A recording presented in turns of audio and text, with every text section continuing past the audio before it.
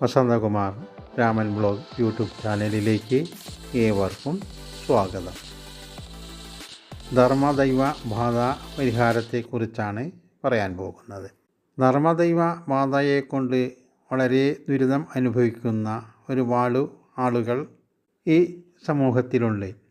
അതിനുവേണ്ടി ചെയ്യാവുന്ന പരിഹാരങ്ങളെക്കുറിച്ചാണ് പറയാൻ പോകുന്നത്. പാരമ്പര്യമായി കുടുംബത്തിൽ വെച്ച് പൂജിച്ചു വരുന്നതോ പൂർവികർ ആരാധിച്ചു വന്നിരുന്നതോ ആയ ദേവതകളാണ് ധർമ്മദൈവങ്ങൾ. ജാതകത്തിലും പ്രശ്നത്തിലും 4-ാം ഭാവം കൊണ്ടാണ് ധർമ്മദേവതയെ നിർണയിക്കുന്നത്. 4-ാം ഭാവാധിപൻ 4-ൽ നിൽക്കുന്ന ഗ്രഹം, 4-ാം ഭാവത്തെ നോക്കുന്ന ഗ്രഹം, ഇതിൽ പ്രബലമായിട്ടുള്ള ഗ്രഹത്തിന് പറഞ്ഞിട്ടുള്ള മൂർത്തിയായിരിക്കും ധർമ്മദൈവം. ധർമ്മദൈവ ബാധയുള്ള കുടുംബത്തിൽ ദുരിതങ്ങളും രോഗങ്ങളും അപകടങ്ങളും സംഭവിക്കാം.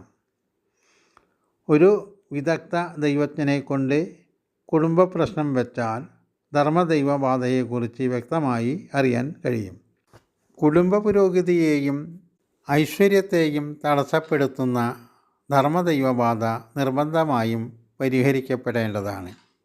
ഇന്നത്തെ തലമുറയ്ക്ക് ധർമ്മദൈവം എന്ന വാക്കു തന്നെ അപരിചിതമായിരിക്കും.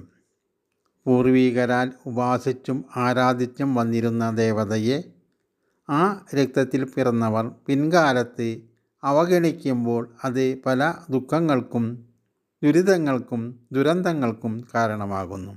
നമ്മുടെ ഏത് പ്രവൃത്തിയും വിജയിക്കുന്നതിന് ജാതകവശാലുള്ള യോഗഫലങ്ങൾ തടസ്സമില്ലാതെ ലഭിക്കുന്നതിന് കുടുംബത്തിൻ്റെ സർവതോന്മുഖമായ ഐശ്വര്യത്തിന് എല്ലാം തന്നെ ധർമ്മദൈവതാഭജനം ആവശ്യമാണ്.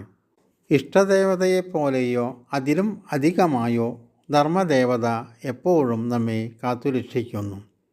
നാം ആ ദേവതയെ വിധിപ്രകാരം ഭജിച്ചാൽ, അഥവാ വർഷത്തിലൊരിക്കലെങ്കിലും കുടുംബാംഗങ്ങൾ ഒരുമിച്ച് ധർമ്മദേവതാ സ്ഥാനത്ത് ദർശനം നടത്തി വഴിപാടുകൾ കഴിക്കേണ്ടതുമാണ്.